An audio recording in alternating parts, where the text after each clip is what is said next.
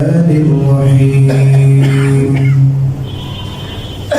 أمن هو قانت آناء الليل ساجدا وقائما يحذر الآخرة ويرجو رحمة ربه قل هل يستوي الذين يعلمون والذين لا يعلمون إنما يتذكر أولو الألباب.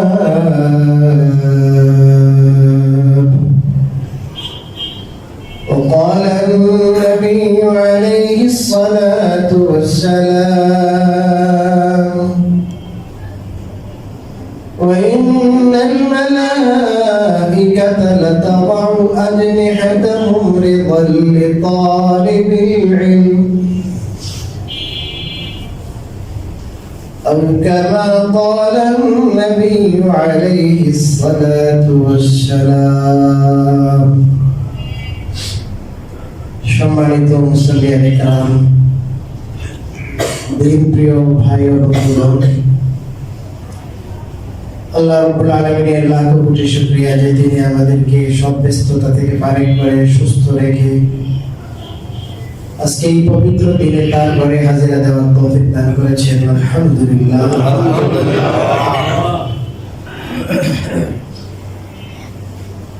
মানুষ আপাদমস্তক আল্লাহ তাআলার নিয়ামতে ডুবা। আল্লাহর নিয়ামত ছাড়া মানুষের অস্তিত্বই নেই। মানুষের অস্তিত্বের জন্য আল্লাহর নিয়ামতের দরকার।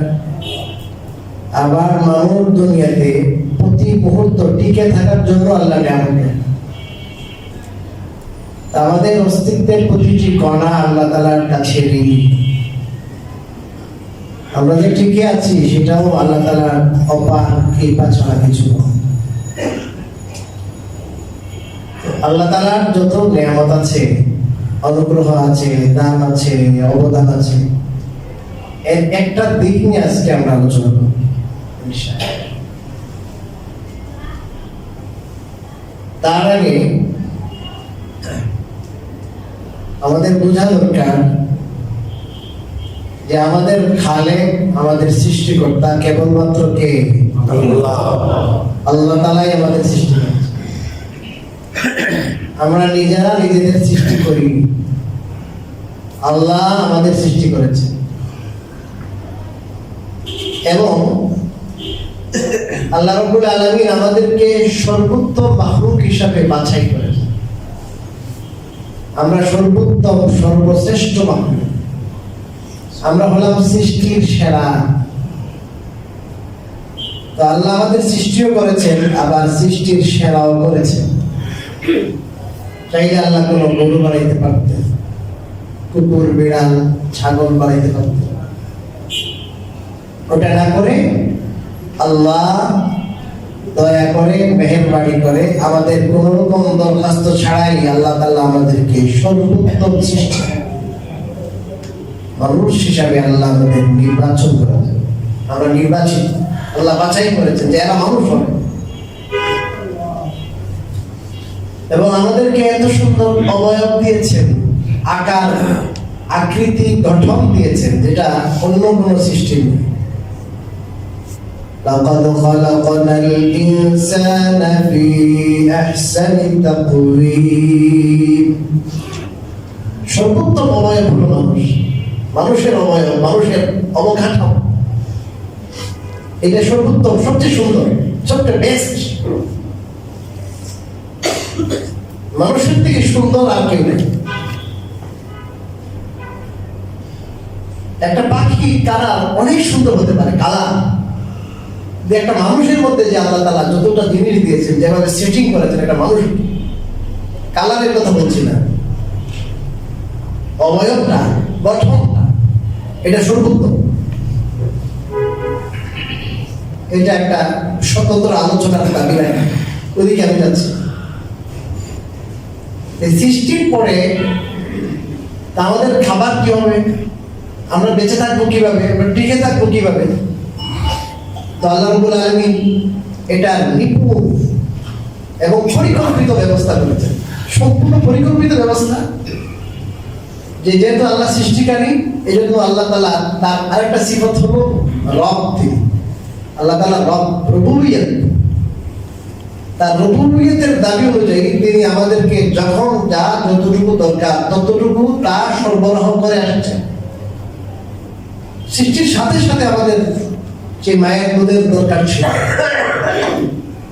আমাদের ভিটামিন, আমাদের ওই সময়ের যে বয়স অনুপাতে আমাদের জন্য কি দরকার, কতটুকু দরকার, কি পরিমাণ দরকার, কি ভিটামিন আর মিনারেলস দরকার, আল্লাহ রাব্বুল আলামিন সব ম্যাচিং করে দিয়েছেন। ওটা কোনো মানুষ সৃষ্টি করে না, আল্লাহ সৃষ্টি করেছে। এবং আজকের এই যে আধুনিক বিজ্ঞানের যুগেও চিকিৎসা বিজ্ঞানীরা সবাই একমত যে আমরা অনেক কিছু আবিষ্কার করে দিলাম, কিন্তু আমরা স্বীকার করতে বাধ্য যে মায়ের দুধের বিকল্প। এটা প্রমাণই কথা যে এটা রব করেছে, রব করে আসছে। তো আল্লাহ রাব্বুল আলামিন আমাদের সৃষ্টির জন্য, আমাদেরকে আমরা বেড়ে ওঠার জন্য যা যা দরকার আল্লাহ তাআলা ক্রমান্বয়ে আমাদেরকে বড় করেছেন। যখন যা দরকার তাই দিয়েছেন আল্লাহ। তো আল্লাহ তাআলা আমাদের সৃষ্টিকারী। আল্লাহ রাব্বুল আলামিন এই জমিনে কত উদ্ভিদ রেখেছেন, আল্লাহ এতগুলো ফল। আমরা কোথায় আছি? বাংলাদেশে। সেই সাউথ আফ্রিকার হাওয়া, সাউথ আফ্রিকার বাতাস, সেই সাউথ আফ্রিকার বৃষ্টি, সাউথ আফ্রিকার সেই মাটি, সেখানে যে উর্বর শক্তি, সেই সবগুলোর সমন্বয়ে যে আপেলটা হইলো, সেই আপেলটা কচু খেতে বৈশা, কাফরুলে বৈশা খেতেছি। কোথায়? তো আমরা যদি চিন্তা করি, একটু ফিকির করি যে আমরা কি খাই, কোথা থেকে খাই, আকাল হেরান, অভিভূত হব, অবাক হয়ে যাব যে আল্লাহ রাব্বুল আলামিন আমাদেরকে কিভাবে পালতেছে। আমরা যে ভাত খাই, রুটি খাই, এগুলো সব উপকরণ, উপাদান, মূল উপাদান সব আল্লাহর তৈরি। মানুষের কোনো হাত এখানে নেই। প্রক্রিয়াজাত করে মানুষ, প্রসেসিং করে, এই আর কি। ফাস্টফুড বানাচ্ছে, এটা ওইটা, রুটি বিভিন্ন ধরনের, আপনার রুটি বানাচ্ছে, বিস্কুট বানাচ্ছে, প্রসেসিং করছে। তো মূল যে উপাদানগুলো আল্লাহর সৃষ্টি। তো এক কথায় আমরা দুনিয়াতে এসেছি, আমাদের অস্তিত্ব হয়েছে, আমাদের উজুদ আর আমাদের আবির্ভাব এটা হয়েছে আল্লাহ তাআলার মেহেরবানিতে, আল্লাহ রাব্বুল আলামিনের পরিকল্পনা। আর এবং এই পর্যন্ত আমরা যে সুস্থভাবে দুনিয়াতে জীবন যাপন করছি, আমরা এখনো জীবিত আছি, আমাদের যে জীবন উপকরণ, এই সবগুলো আল্লাহ তাআলার না। ঠিক তদ্রূপভাবে এই মানুষ তার গন্তব্য কোথায়, এবং এই মানুষের দেহের ভিতরে এই যে অবয়ব যেটা আছে, এটাকে যেমন আল্লাহ সৃষ্টি করলেন, এবং এই যে দেহটা যেন বেঁচে থাকে, এটা যেন সুস্থ থাকে, সবল থাকে, এটার জন্য কি কি মিনারেলস দরকার, ভিটামিন দরকার, ফসফরাস দরকার, খনিজ দরকার, এই সবগুলো আল্লাহ রাব্বুল আলামিন দেখে দিয়েছেন খাবারের মধ্যে। ডাক্তাররা বলে, পুষ্টিবিদরা বলে যে এই ট্যাবলেট, ওষুধ, এগুলো তো হলো আসল বিকল্প না। খাবারের কোনো বিকল্পই নেই। সাপ্লিমেন্ট কি হয়, যারা খাবার খেতে পারে না, বিভিন্ন সমস্যা, তারা সাপ্লিমেন্ট নেই। আল্লাহ তাআলা প্রাকৃতিক ভাবে আল্লাহ তাআলা ওই জিনিসগুলো রেখে দিয়েছে। তো যেই আল্লাহ আমাদের শরীরের ব্যায়ামের জন্য, শরীরটা সুস্থ থাকার জন্য প্ল্যানিং করেছেন, প্ল্যানিং করে এই সমস্ত জিনিসকে যে সৃষ্টি করেছেন, আমরা দেখছি, হয়তো আমরা অনেক সময় ভাবতে পারি না। ওই আল্লাহ আমাদের রূহ, আমাদের যে আত্মা যেন সুস্থ থাকে, আত্মা যেন বালেগ হয়, আস্তে আস্তে বেড়ে ওঠে, এবং এই আত্মার সুস্থতার মাধ্যমে যেন মানুষটা সুস্থ থাকে, মানুষ যেন তার মনুষ্যত্বকে টিকিয়ে রাখতে পারে। ভেরি ইম্পর্টেন্ট কথা, খেয়াল করবেন।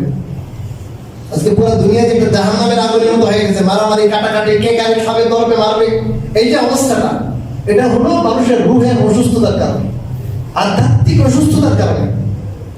রুহ সুস্থ নাই, মানুষের রুহ সুস্থ নাই, রুহের খোরাক, রুহের খাবার সে নেয়। তো যে আল্লাহ আমাদের শরীরের খাবারের অ্যারেঞ্জমেন্ট করেছেন, ওই আল্লাহ যে আমাদের রুহ সৃষ্টি করেছেন এবং রুহের খাবারের অ্যারেঞ্জমেন্ট একই আল্লাহ করেছেন। ওটা আল্লাহ অন্য কাউকে দায়িত্ব দেয়নি যে আমি সব খাবার, আম, আপেল, আনারস, ভেজিটেবল যা কিছু আছে সব আমি দিলাম, রুহের খাবারের জন্য অন্য কাউকে দিয়ে দিলাম, আমেরিকানকে দিয়ে দিলাম, তোমরা রুহের জন্য যা করাটা। এরকম নয়, এটা আল্লাহ নিজের দায়িত্ব নিয়েছে। রুহ সুস্থ থাকবে, ওই মানুষটা সুস্থ থাকবে, রুহ সুস্থ থাকবে, মানুষটা শান্তিতে থাকবে, রুহ সুস্থ থাকবে।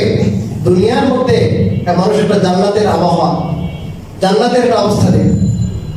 আর যখন মানুষের রুহ অসুস্থ হয়ে যাবে, তখন সবকিছু অসুস্থ। মানুষের মধ্যে লোভ আসবে, মানুষের মধ্যে পরোপকারিতা যেটা, ওটা থাকবে না। অন্যের ক্ষতি করার যে জজবা, এটা বাঘের মতো হয়ে যাবে মানুষ, বাঘের থেকেও আরো ছাড়িয়ে যাবে মানুষ, বাঘ থেকে ছাড়িয়ে যাবে। বরং হাদিসে আছে, রাসূল কারীম সাল্লাল্লাহু আলাইহি ওয়াসাল্লাম বলেছেন, শুয়োর থেকে আরো নিকৃষ্ট হবে। পৃথিবীর নিকৃষ্টতম প্রাণী শুয়োর থেকে আরো নিকৃষ্ট হবে।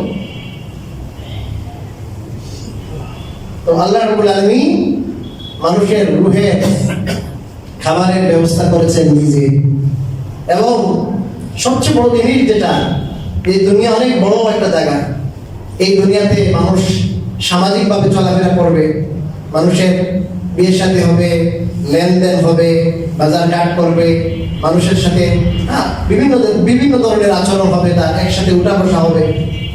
এই দুনিয়াতে একসাথে উঠা বসার ক্ষেত্রে, ব্যবসার ক্ষেত্রে, লেনদেনের ক্ষেত্রে, সামাজিক ক্ষেত্রে, আপনার বৈশ্বিক ক্ষেত্রে, আন্তর্জাতিক ক্ষেত্রে, যেন এই দুনিয়াতে মানুষ যেন শান্তিতে সুশৃঙ্খল ভাবে মানুষ থাকতে পারে, এই জন্য দুনিয়াতেও আল্লাহ বিধান দিয়েছে।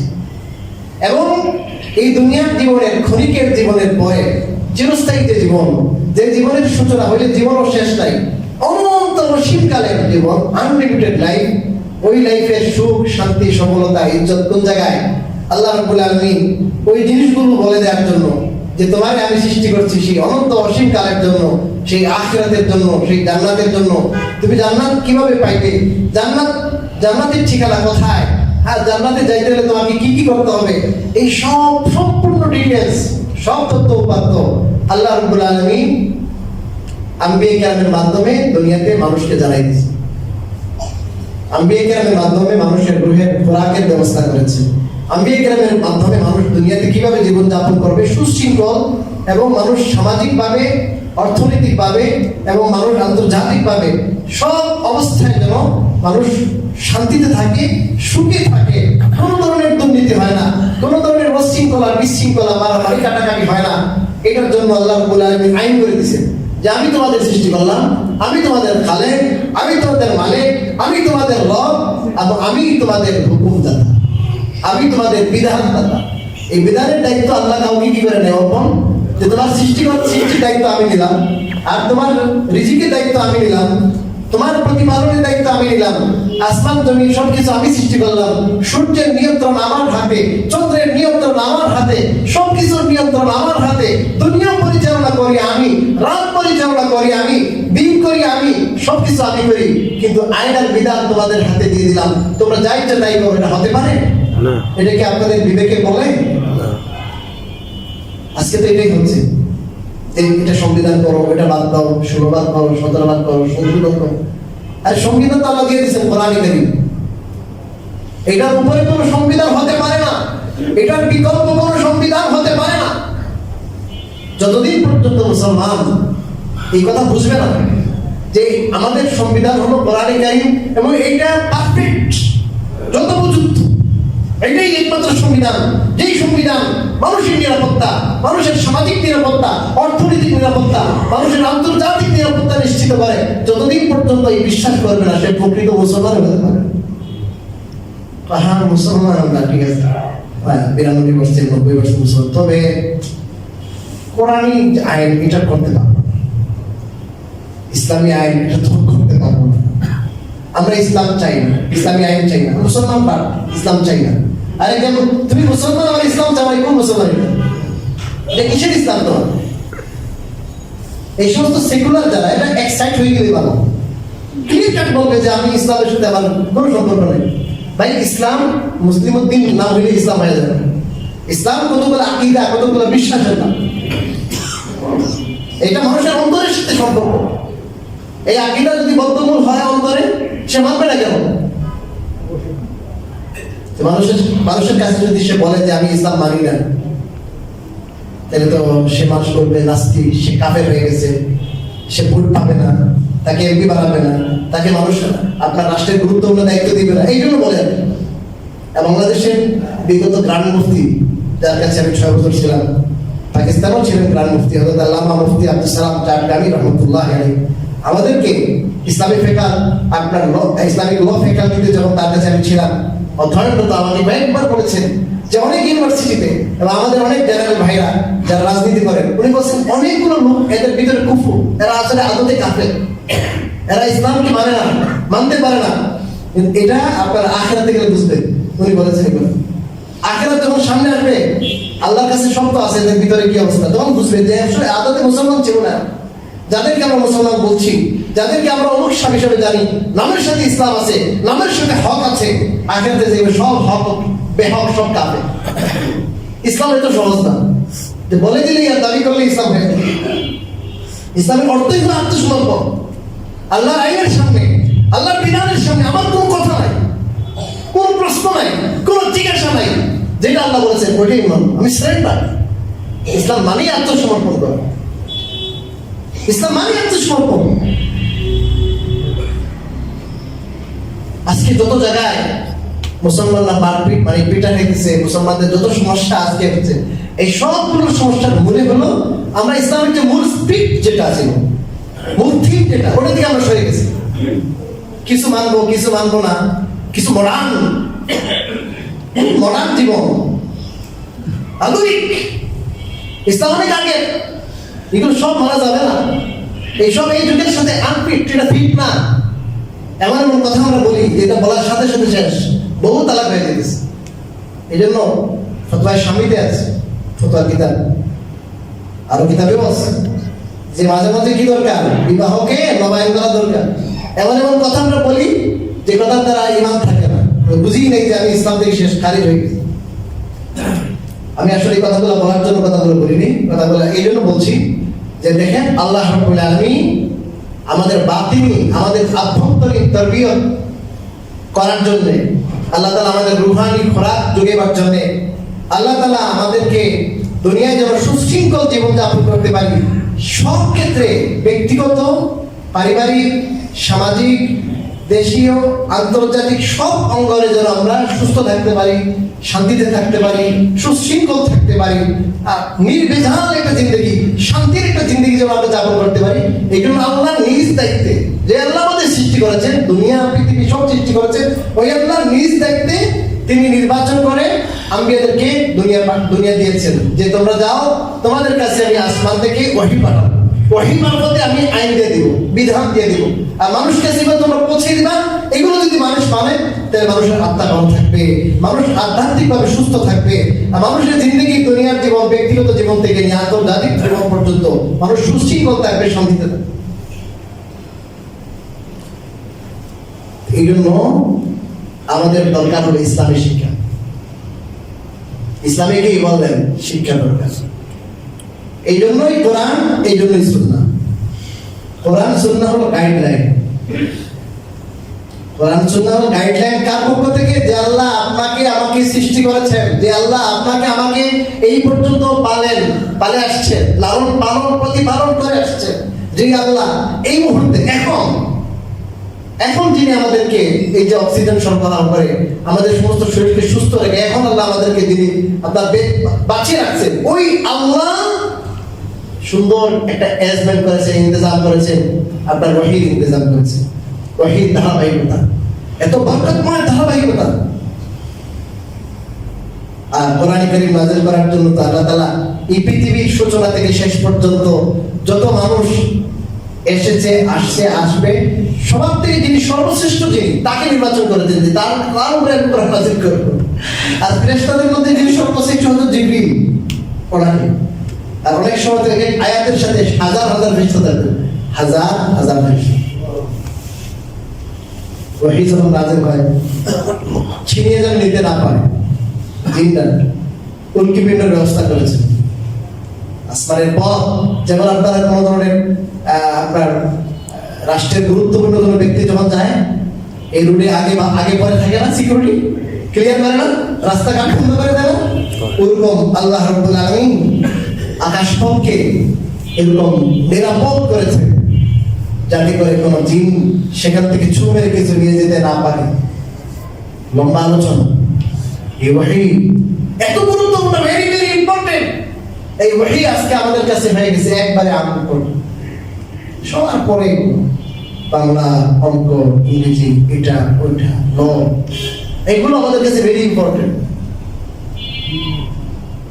যে আল্লাহ ওহীর জন্য সর্বশ্রেষ্ঠ মানবকে বাছাই করলেন, ওই আল্লাহ সেই ওহীর জন্য নিরাপত্তার জন্য হাজার হাজার ফেরেশতা পাঠাইলেন।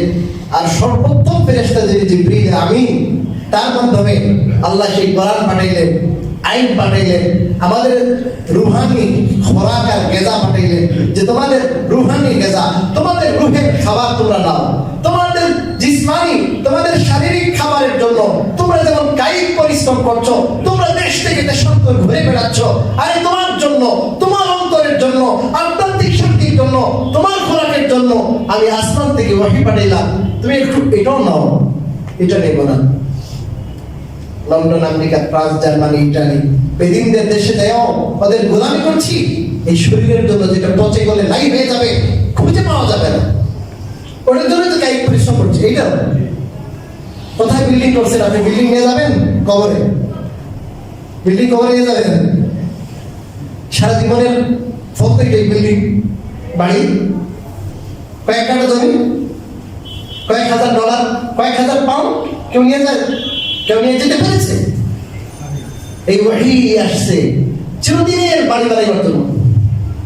আমি ওহী পাঠাইলাম, কোরআন পাঠাইলাম, চিরদিনের জান্নাতে বাড়ি হবে তোমার, স্বর্ণ আর রূপা, হীরা মণিমুক্তার বাড়ি হবে। দুনিয়ায় টাকা পয়সা করে বিয়ে করবা, দুনিয়ার নারীদের বিয়ে করবা, না হুম বিহুরিন ঈন, তোমাদেরকে হুরি ঈনের সাথে বিয়ের দায়িত্ব আমি দেব। আমি পাঠাইলাম এই জন্য পবিত্র কোরআন, এটাকে ফলো করো, এটা শিখো, এটা নয়। এদিকে আমাদের কোনো খেয়াল নেই। এই সমস্ত শিক্ষা প্রতিষ্ঠান আমাদের কাছে কিছুই না। এখানে একটা মাদ্রাসা করেছে, আলহামদুলিল্লাহ, আমি ধন্যবাদ জানাই, মোবারকবাদ জানাই। কোনো বাসা নাই আপনাদের শুকরিয়া আদায় করার জন্য। করেছে তো একটা, আলহামদুলিল্লাহ, যতটুকু করেন। অনেক বড় কাজ করেছেন যারা করেছেন। এটা এখন আপনারা যতটুকু অনুভব করছেন, ফিল করছেন, এটা আখিরাতে গেলে বুঝবেন। এটা আখিরাত যখন আসবে না, তখন বুঝবেন। এটাই আসল, এটাই আসল। কাসিম নানউতি রাহিমাহুল্লাহ অল্প বয়সে 40 পায় নাই, মারা গেছেন। বুঝছেন কথা? আজকে তার মাদ্রাসা, দেওয়ান মাদ্রাসা, এই দেওয়ান মাদ্রাসার আসলে পুরা পৃথিবীতে লাখ লাখ ব্রাঞ্চ, এই মাদ্রাসা লক্ষ লক্ষ ব্রাঞ্চ। আজকে এখানে আমি বয়ান করছি, আপনারা শুনছেন আমার বয়ান। এর আগে মাওলানা মুফতি তাইয়্যিব সাহেব ছিলেন, ওলামা ইকরাম বয়ান করেন, ওয়াজ করছেন, ফিকহ ফতোয়া দিচ্ছেন, বিভিন্ন লেভেলে দিনী সেক্টর যত কাজ করছেন, ওনার বুনিয়াদ হলো দারুল উলুম। একজন কাসিম নানউতি, তার সাথে আরো 5 জন ছিল। কাজের কাজ করে গেছে, কাজের কাজ করে গেছে। এগুলোর দাম আমাদের কাছে অত বেশি না। আজকে সকাল হইলে কেজিতে, স্কুলে, অমুক জায়গায় অমুক জায়গায়, আরে এত আপনার দৌড়াদৌড়ি শুরু হয়ে যায়। কিন্তু আমি না করছি না, আপনি পড়ান, জাগতিক শিক্ষা দেন। জাগতিক শিক্ষা একবার শুরু থেকে শেষ পর্যন্ত সব জগৎকে দিই। যতদিন জগৎ, যতদিন দুনিয়া, ততদিন। এরপরে আর কিছু নাই, এরপরে কিছু নাই।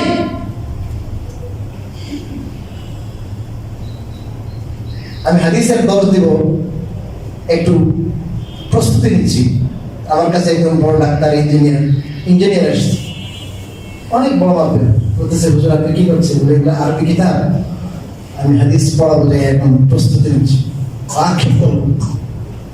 আসলে আমি দুনিয়ার মানুষের মস্তিষ্ক প্রসূত যে জ্ঞান, কয়টা রোড লাগবে, কিভাবে বিল্ডিংটা করবো, এগুলো বুয়েটে পড়ে করে গেছি, অনেক টাকা বেতন পাই। কিন্তু আফসোস, আমার সৃষ্টিকর্তা আমাকে যে জন্য সৃষ্টি করলেন, আমার সৃষ্টিকর্তা আমার সাথে কথা বলেছেন এই কোরআনের মাধ্যমে। আজকে আমি কোরআন বুঝতে পারি না, আজকে কোরআনের অনুবাদ বাংলা হয়তো আমি দেখে বুঝতে পারি, কিন্তু কোরআন সরাসরি বোঝার মতো এবিলিটি আমার নাই। আপনার বড় ভাগ্যবান, আরবি দেখেন, কোরআন বুঝেন, আল্লাহ সরাসরি আপনার সাথে যেন কথা বলছেন। আফসোস করতেছে, একজন এমবিবিএস ডাক্তার আমাদের কাছে বড় বয়সে যায় হাটাজারি মাদ্রাসায় ছোট বাচ্চাদের সাথে লেখাপড়া করে যে আমাদের সাথে হাদিস পড়েছে, এমবিবিএস ডাক্তার, আপনাদের মিরপুরে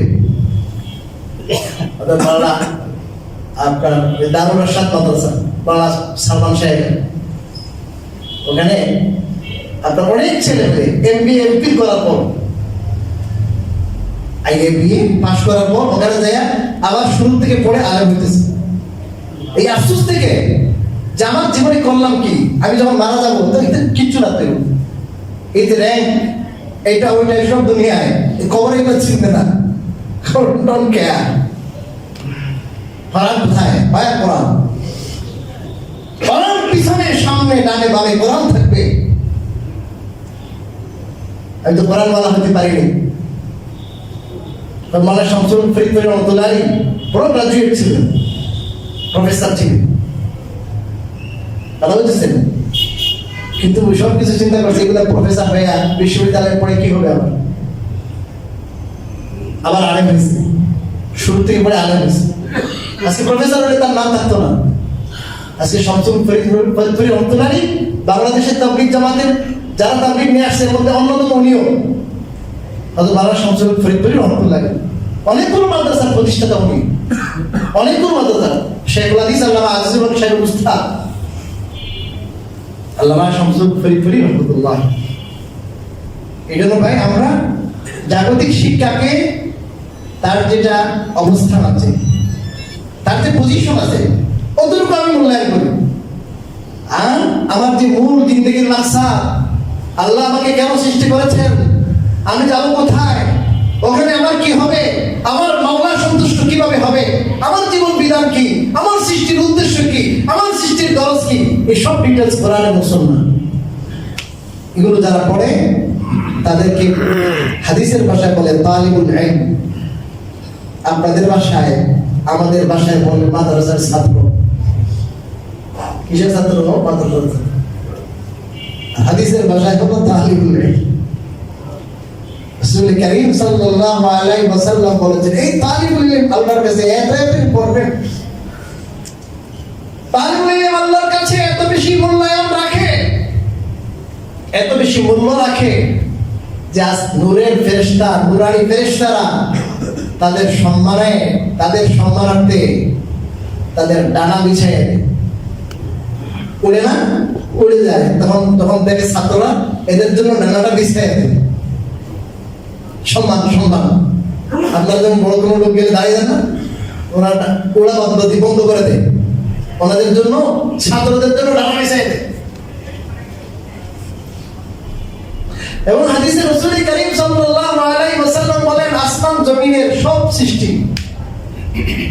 ইন্না তালিবুল ইলম ইস্তাগফিরু লাহু মান ফিস সামাওয়াত ওয়া মান ফিল আরদ, আসমানের বড় থেকে বড় ফেরেশতা যারা আছেন, জমিনের বড় ছোট সব কিছু, এমনকি হাত্তাল হিতানু ফি জাওফিল মা, সবাই তাদের জন্য মাগফিরাতের দোয়া করে।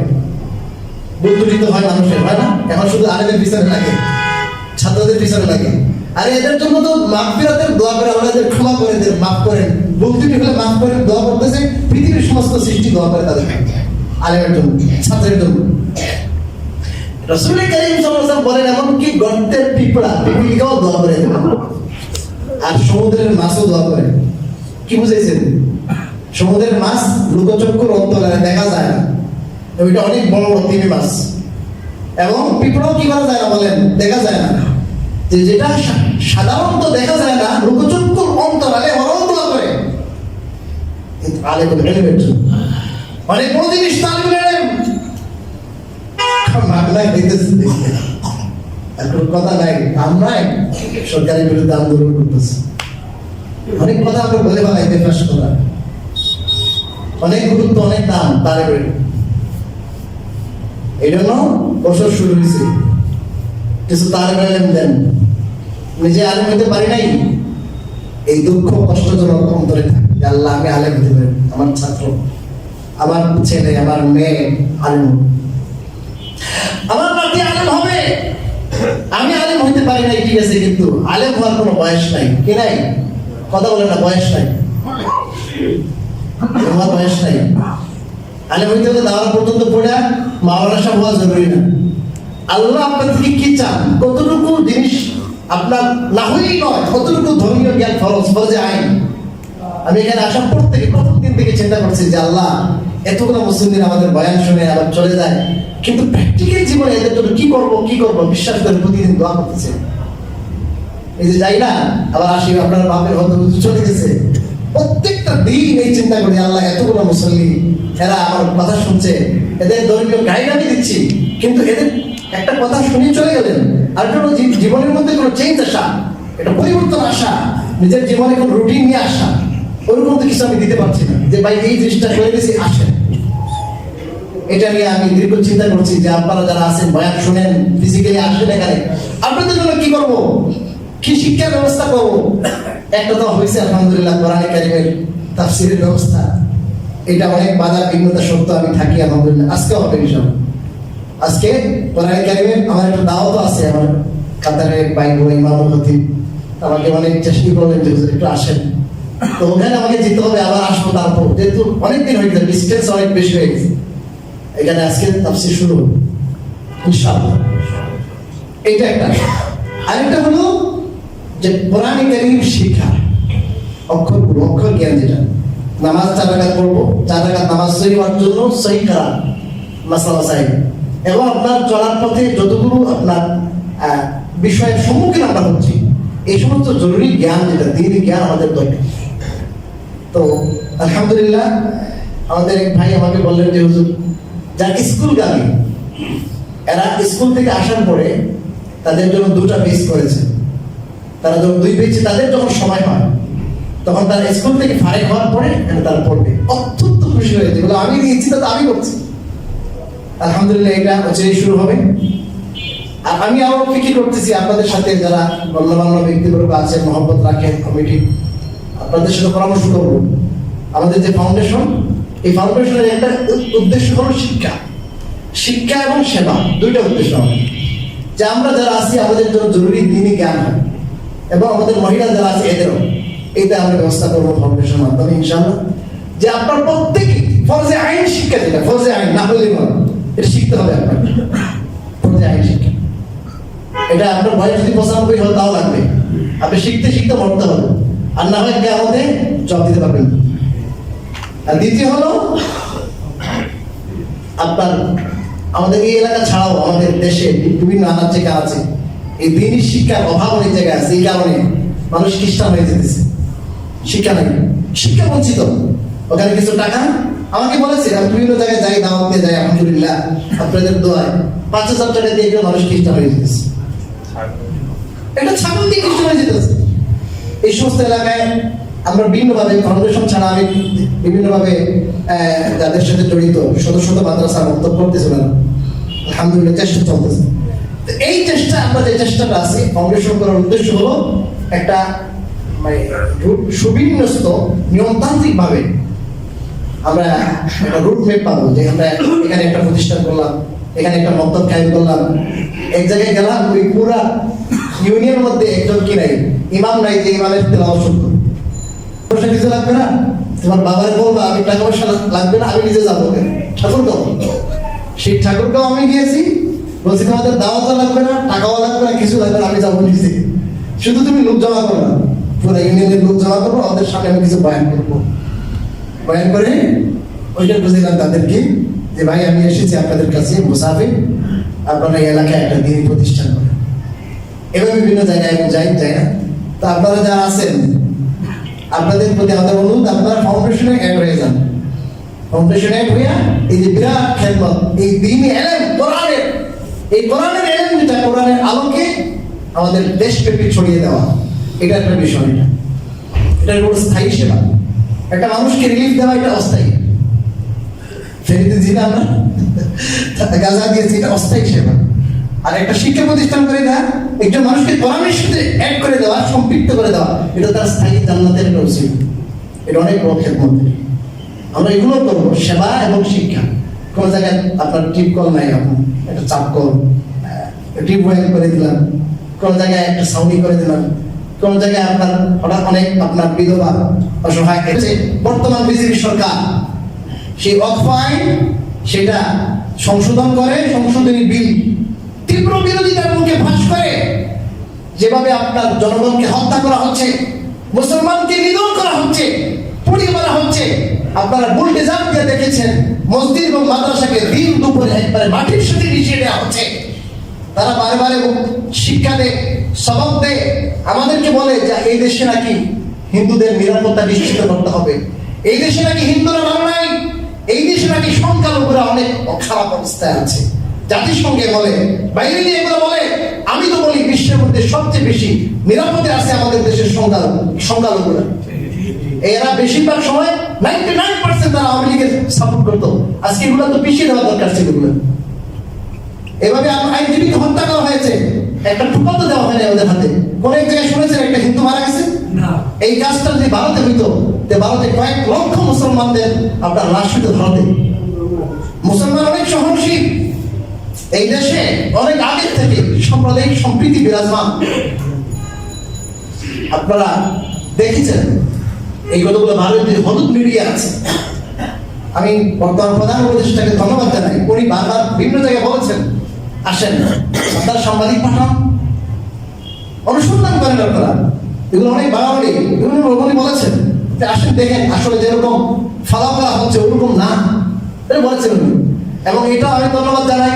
এর আগে কখনো বলে নাই বাবরি মসজিদ হত্যা করা, বাবরি মসজিদকে ধ্বংস করা হয়েছে, এরকম আপনার অনেক মুসলমানদেরকে গোশত খাওয়ার জন্য পিটি মারছে, অনেক কিছু, কিন্তু কখনো ওইরকম প্রতিবাদ জানাই নাই বাংলাদেশ সরকার। কারণ স্বামী স্ত্রীর সম্পর্ক না, স্বামী স্ত্রীর সম্পর্ক নষ্ট হয়ে যাবে। এই সরকার বলেছে, সতর্কবার্তা দিয়ে দিছে, বিবিসি তো আসছে যে ওই দেশের সংখ্যালঘু যারা মুসলমান এদের নিরাপত্তা নিশ্চিত করার জন্য মোদী সরকারকে আহ্বান জানাইছে। ভাষাটা একটু নমনীয় আছে, কিন্তু জানাইছে তো আলহামদুলিল্লাহ, চোখে চোখ রেখে কথা বলা শুরু হয়েছে। আরো আমাদেরকে আগে বাড়তে হবে।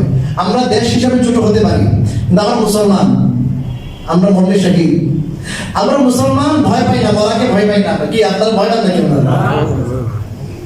এই জন্য আমি বলবো এখন তো মার্চ ফর গাজা হয়েছে, এখন মার্চ ফর মুসলিম হতে হবে। অল ইন্ডিয়ার মুসলমানের জন্য কি হতে হবে? মার্চ হতে হবে। যদিও গতকালকে সংবাদ হলো এটা তারা স্থগিত করেছে, এটা আগেও জানতো তারা স্থগিত করা লাগবে। লাখো কোটি মানুষের সমাগম হচ্ছে, মিছিল হইতেছে, আন্দোলন হচ্ছে, তারা জানতো। কিন্তু কয়েকদিনের আন্দোলন ওটা পাশ করার পর কয়েকদিনের ভিতরে যেন ওই আইনের আওতায় অনেকগুলো মসজিদ মাদ্রাসাদের গুড়িয়ে দেওয়া যায়, আর মুসলিম আর হিন্দুদের দাঙ্গা হাঙ্গামা চালাইয়া যেন অনেক মুসলমানকে ধ্বংস করা যায়। যে যদি টিকে যাবে টিকলো, আর যদি টিকতে না পারে কমপক্ষে কয়েকদিন তো যাবে। এই কয়েকদিনের ভিতরে যেন কাম সারি হবে। অলরেডি কয়েকশো মাদ্রাসা মসজিদ দ্বারা মাটির সাথে মিশে গেছে। কোন মন্দিরকে মাটির সাথে মিশে দিয়েছি আমরা?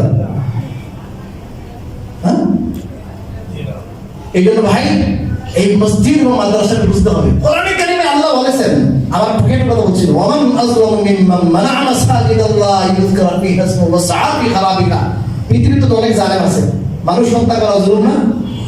অনেক জালেম, টাকা পয়সা বাইরে পাচার করা জুলুম কিনা?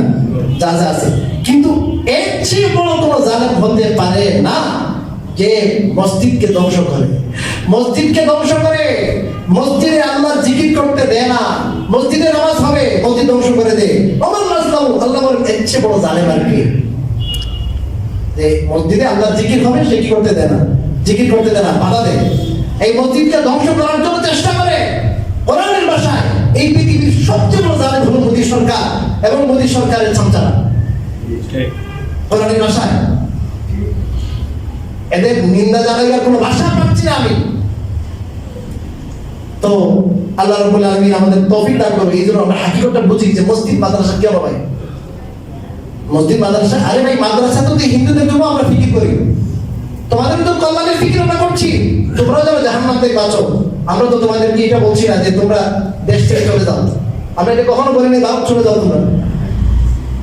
আমাদের আলেম ওলামা আপনাদের মিরপুর 10-এ আছে, আমরা মুতলি সাহেব নিয়ে গেছি, জিজ্ঞাসা করে মিরপুর 10-এ মাদ্রাসা আছে, মাদ্রাসা তো দাওয়া, ওখানে ফিকির হইতেছে আমাদের বাংলাদেশের হিন্দু ভাইদের কেমনে চিরস্থায়ী জাহান্নাম থেকে বাঁচাই কেমনে জান্নাতমুখী করা যায়, ফিকির হইতেছে।